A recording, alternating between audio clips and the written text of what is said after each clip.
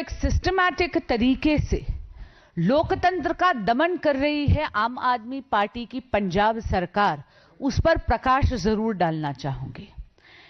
आप सब इस बात से अवगत होंगे कि 31 अक्टूबर 2025 को एक आर्टिकल पंजाब केसरी ग्रुप ने पब्लिश करा था, जहां पर उन्होंने माननीय अरविंद केजरीवाल जी की आलोचना करी थी। इस आलोचना से असहज होकर आम आदमी पार्टी की सरकार ने बहुत ही सिस्टमैटिक तरीके से 11 से लेकर 15 जनवरी में आम आदमी पार्टी सरकार के सभी सरकारी तंत्रों का दुरुपयोग करते हुए पंजाब केसरी ग्रुप पे धावा बोल दिया। जनवरी से पहले तो उन्होंने इकोनॉमिक कोअर्जन का रास्ता अपनाया, जहां पर उन्होंने सबसे पहले तो सरकारी विज्ञापनों पर रोक लगाई और उन पर एक आर्थिक रूप से उनका गला घोटने का प्रयास करा। उसके बाद आप देखेंगे कि 11 जनवरी से लेकर और 15 जनवरी के बीच में लगभग 9 तंत्रों का दुरुपयोग करके, चाहे वो पोल्यूशन कंट्रोल बोर्ड हो, चाहे वो आईटी डिपार्टमेंट हो, चाहे वो पंजाब पुलिस हो, उन्होंने जाकर पंजाब केसरी के अलग अलग स्थानों पे, यानी जालंधर की प्रेस हो, वहां पर हर जगह उनके बाकी जितने भी व्यवसायिक, चाहे होटल्स हों, उन्होंने जाकर रेड करी है। मित्रों, ये बहुत ही गंभीर बात है। Dissent is necessary in democracy. Dissent is the foundation of democracy. कहीं ना कहीं आलोचना का अर्थ यह नहीं है कि कोई भी सरकारी तंत्र असहज हो जाए। सवालों से सरकारें बेहतर होती हैं। आम आदमी पार्टी की सरकार किसी भी आलोचना या किसी भी सवाल का जवाब तो दे नहीं सकती, लेकिन हां, मीडिया का दमन जरूर कर सकती है। Media is known as the fourth pillar of democracy. हमारे लोकतंत्र की नींव को सुदृढ़ करता है मीडिया। और आप देखेंगे, ये दमन की राजनीति कोई आज की राजनीति नहीं है, ये एक पैटर्न है। मैं आपके समक्ष कुछ तथ्य रखना चाहूंगी। 2015 में ही जब ये लोग सरकार में आए थे दिल्ली में, तब आपने देख लिया था कि 2015 से ही इन्होंने दमन शुरू कर दिया था। दिल्ली सेक्रेटेरिएट में कोविड के वक्त हिंदुस्तान टाइम्स ग्रुप के 7 पत्रकारों को उस व्हाट्सएप ग्रुप से निष्कासित करा, जहां पर ऑक्सीजन रिलेटेड सारी इंफॉर्मेशन दी जाती थी, क्योंकि तब हिंदुस्तान टाइम्स ने एक ऐसी स्टोरी पब्लिश कर दी थी आम आदमी पार्टी की सरकार के खिलाफ, जहां पर उन्होंने ऑक्सीजन के क्राइसिस पे उनसे बहुत कड़े सवाल पूछे थे। यही नहीं, उसके बाद आपको याद होगा कि अगस्त 2023 में इन्होंने टाइम्स नेटवर्क के जर्नलिस्ट को दिल्ली सचिवालय से घुसने से रोका था। शायद केजरीवाल जी भूल गए कि दिल्ली का सचिवालय दिल्ली की जनता की प्रॉपर्टी है, उनकी व्यक्तिगत संपत्ति नहीं थी।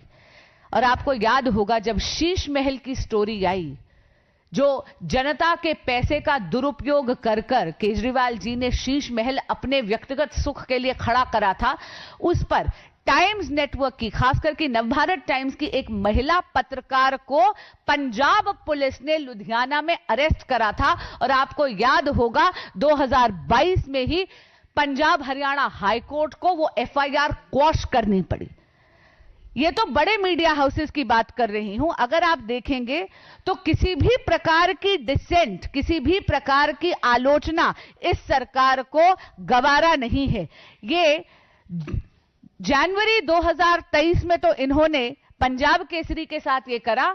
नवंबर 2025 में आपको याद होगा, आधी रात को जाकर आम आदमी पार्टी की सरकार के इशारे पर पंजाब पुलिस ने जाकर जितने भी न्यूज़पेपर डिस्ट्रीब्यूटर्स थे वहां पर लोगों को अरेस्ट करा। उनके जितने भी मोबाइल फोन्स थे उनको जब्त कर लिया अवैध तरीके से। और जितने भी न्यूज़पेपर्स जिसमें माननीय केजरीवाल जी के खिलाफ किसी भी प्रकार का आर्टिकल होगा, उन पेपरों को जला दिया गया। मैं पूछना चाहती हूं कि कब तक आम आदमी पार्टी कुशासन को छुपाने के लिए मीडिया का दमन करती रहेगी?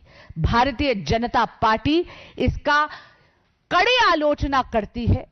और एक बात मैं केजरीवाल जी को याद कराना चाहूंगी, सत्ता के मोह में मदमस्त होकर उन्होंने कुमार विश्वास जी को भी पकड़ने के लिए दिल्ली में पंजाब पुलिस का दुरुपयोग करा था और उनको भेजा था। हमारे नेता तेजिंदर बग्गा जी को भी अरेस्ट करने के लिए उन्होंने पंजाब पुलिस का दुरुपयोग करा था। ये जो सरकारी तंत्र का मिसयूज वो कर रहे हैं ना, इस पे मुझे उनको एक दो लाइनें जरूर याद आ रही हैं जो मैं उनके समक्ष रखना चाहूंगी और उनको पूछना चाहूंगी, तुमसे पहले जो एक शख्स यहां तख्त नशी था उसको भी अपने खुदा होने पर इतना ही यकीन था।